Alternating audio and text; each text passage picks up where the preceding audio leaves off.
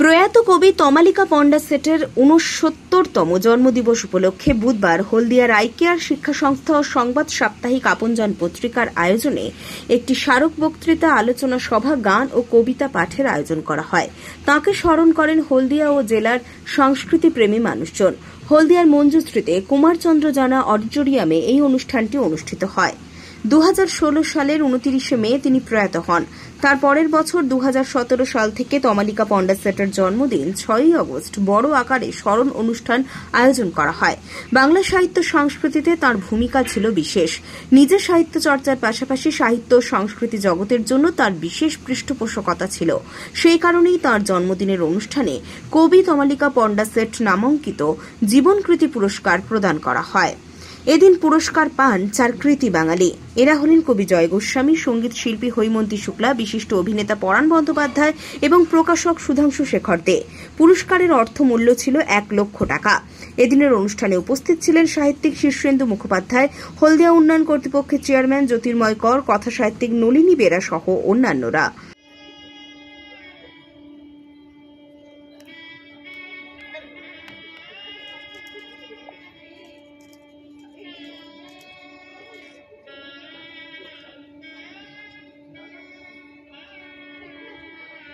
একই বিশিষ্টজনেরা তাদের শ্রদ্ধা নিবেদন করছেন। দেখতে পাচ্ছি শ্রী জ্যোতির্ময় কর, প্রাক্তন বিধায়ক এবং চেয়ারম্যান হলদিয়া উন্নয়ন কর্তৃপক্ষ,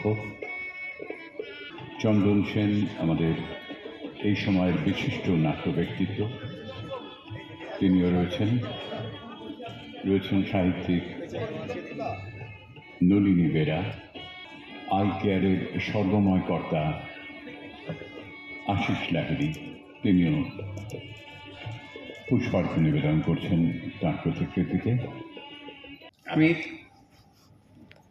কি বলবো, যে কোনো পুরস্কার, যে কোনো প্রশংসা, এই সব কিছুর মধ্যে একটা অনুচ্চারিত শর্ত থাকে, যেটা আমি এই চন্দনের উদ্দেশ্যে বলছি, বা এখন যারা ওই অভিনয়ের ওই পর্যায়ে আছে তাদের সকলের উদ্দেশ্যে বলছি, যারা অভিনয় করেন বা যারা পারফর্ম করেন তাদের সবার উদ্দেশ্যে বলছি।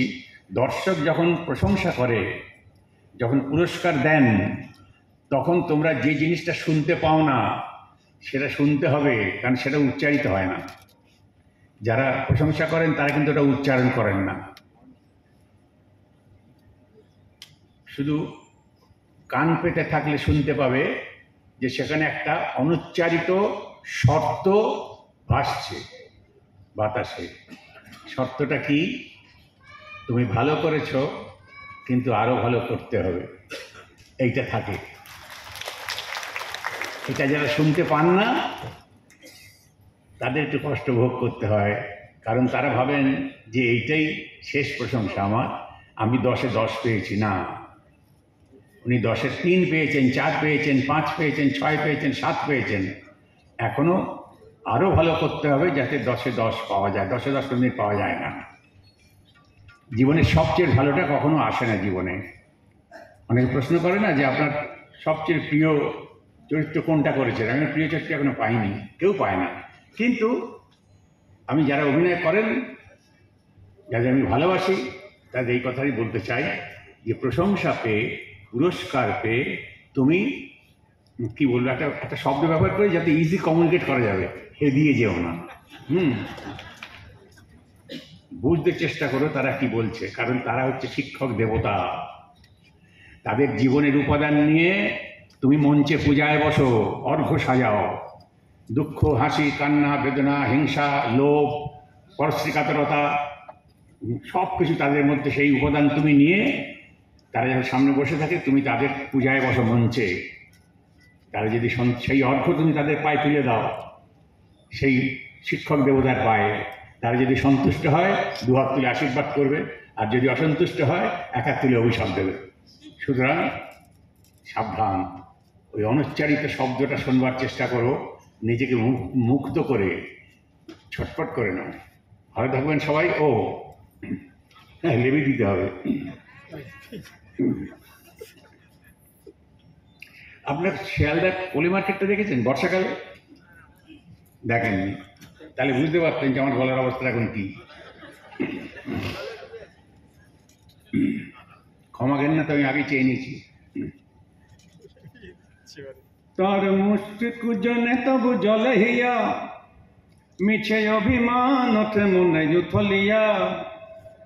তার মিষ্টি কুজনে তবু জলে হিয়া, মিছে অভিমান ওঠে মনে উথলিয়া।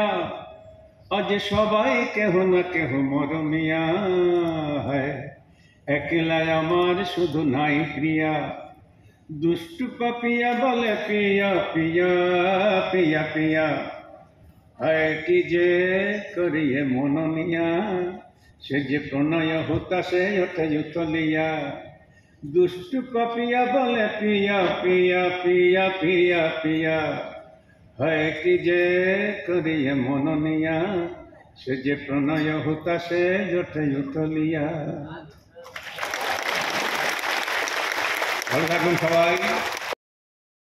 রঞ্জন মাইতির রিপোর্ট, খবর বিসিবিএস।